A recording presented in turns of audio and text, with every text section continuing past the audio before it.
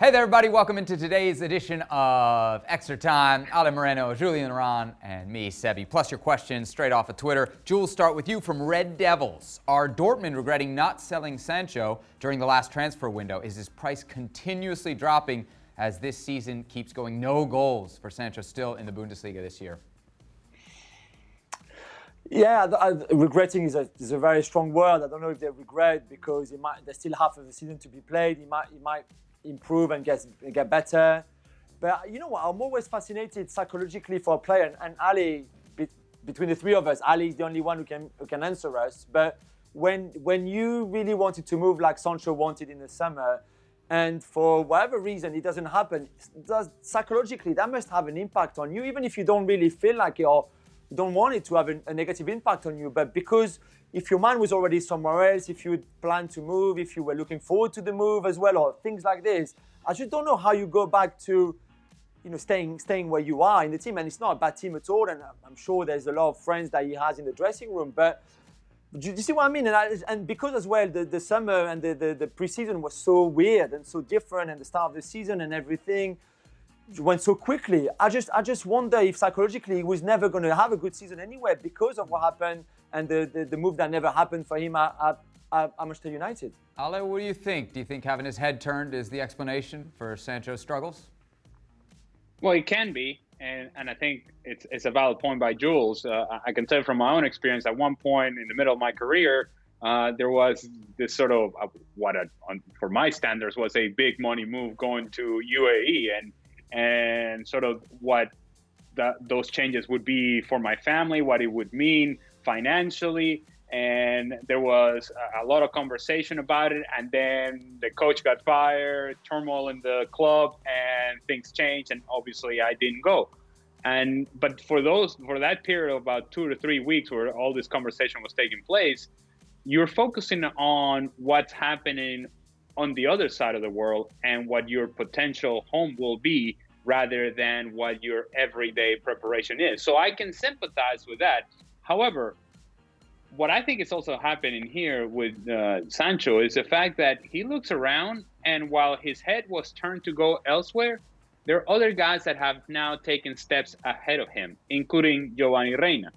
That players that may have been behind him in line now are in front of him and actually taking steps away from him. So Moukoko now comes in and scores a goal. So you imagine that he's going to be part of the conversation as we move forward.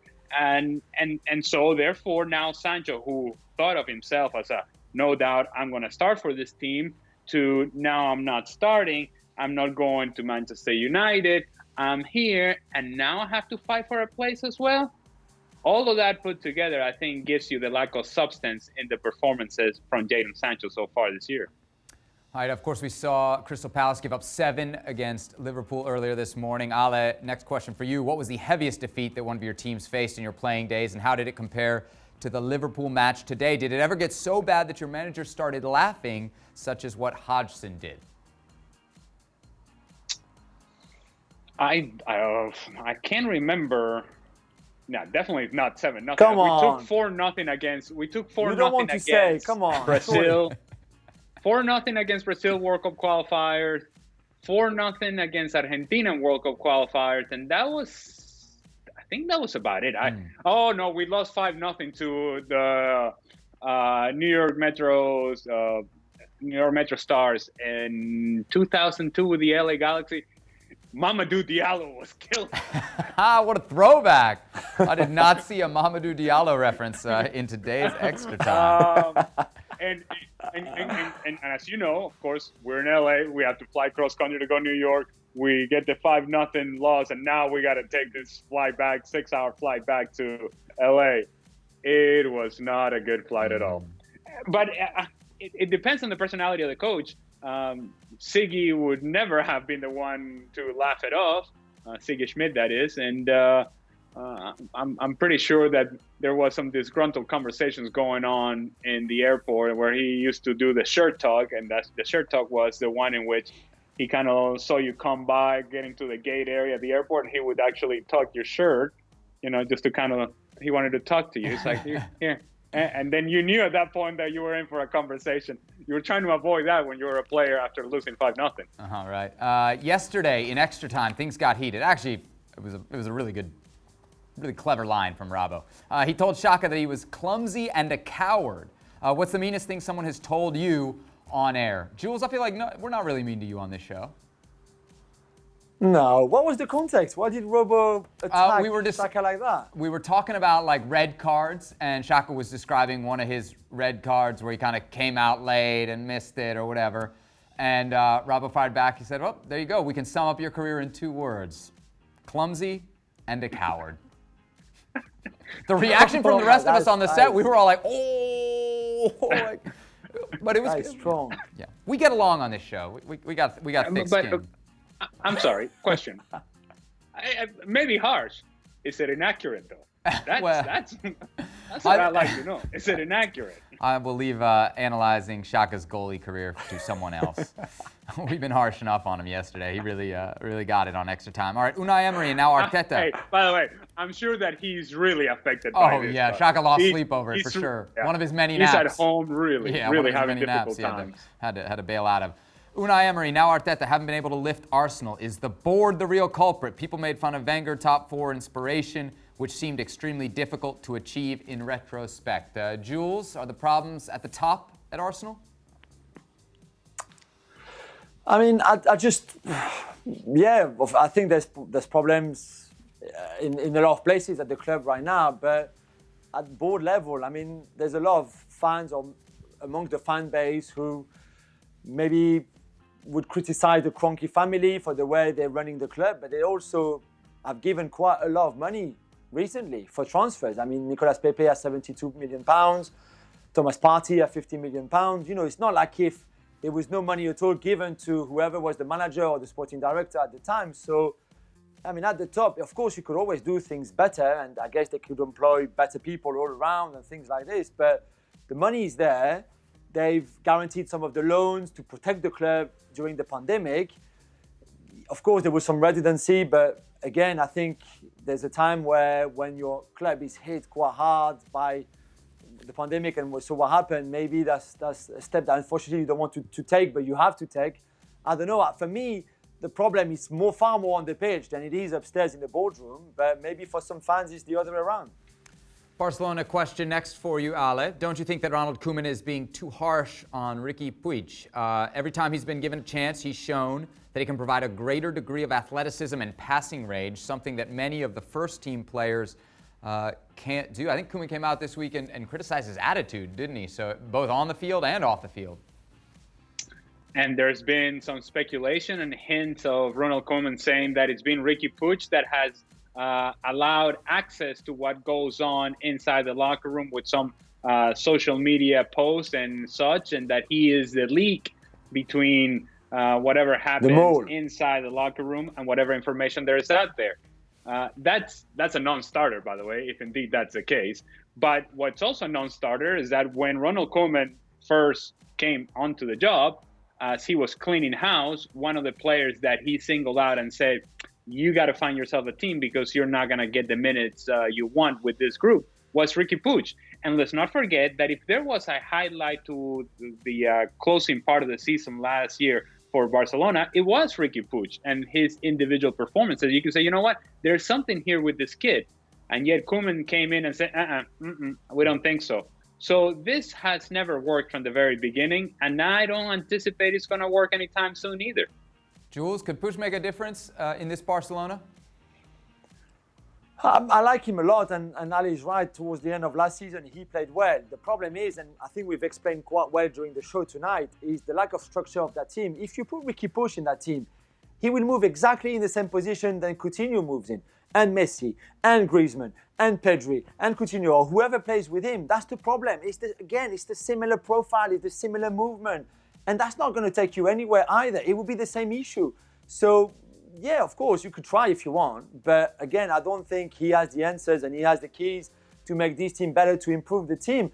And you know what? If they want to buy in January, and they will have to, certainly at the back, they need a centre back. If they want to go for Eric Garcia, for example, at Manchester City, they will need to sell first. Who can they sell in that squad that they want to sell with a value, I think Riqui Puig will have to be one of the first names on that list, and they can get some good money for him because he's a good young player with potential, and then you reinvest that money for a centre-back or whoever else you want to buy. But for me, that's how the story is going to end. And Riqui Puig is a Barca through and through kid, no problem, La Masia, etc., etc. But Ali is right. He knew from the beginning he was not going to play, so he can't be surprised now. And I think the end of the story is January. They will sell him. They would get however millions and then reinvest that for Eric Garcia. Ale, big news in Major League Soccer this week. Your thoughts on the Gabriel Heinze hiring by Atlanta United? Well, it makes a lot more sense than Frank de Boer ever did. I'll tell you that much. And this is the sort of direction that Atlanta should have gone in the transition.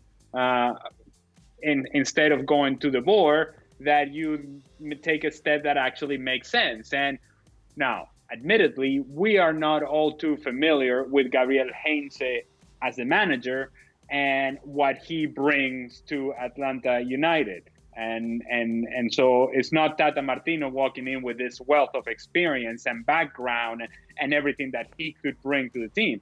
Gabriel Heinze is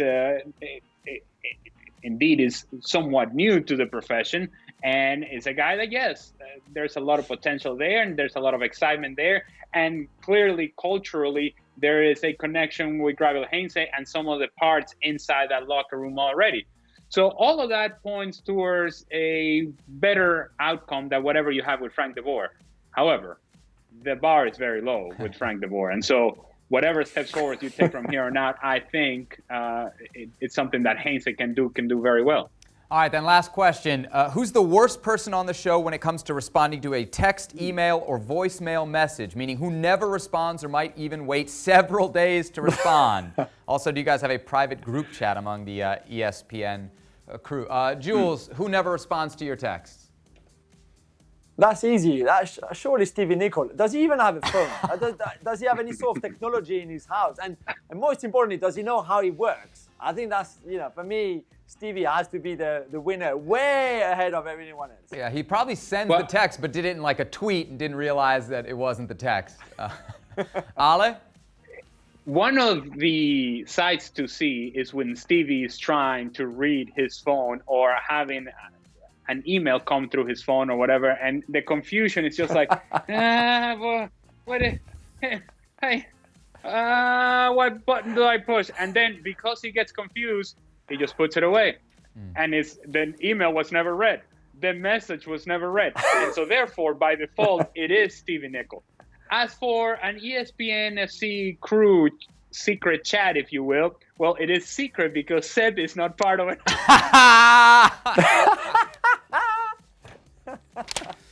I was going to say, this sounds like me, like the guy who never responds to text message, but the only problem is nobody ever texts me. So, I mean, we can't really get in there. Can't really get in there. Not be included in the chat. That's what happens when you're the backup, to the backup, to the backup, to the backup. All right, that's it for us here on Extra Time. Thanks to Ale, thanks to Jules, thanks to you for sending in your tweets. We will, of course, be back on tomorrow's edition of ESPN FC. Don't miss it.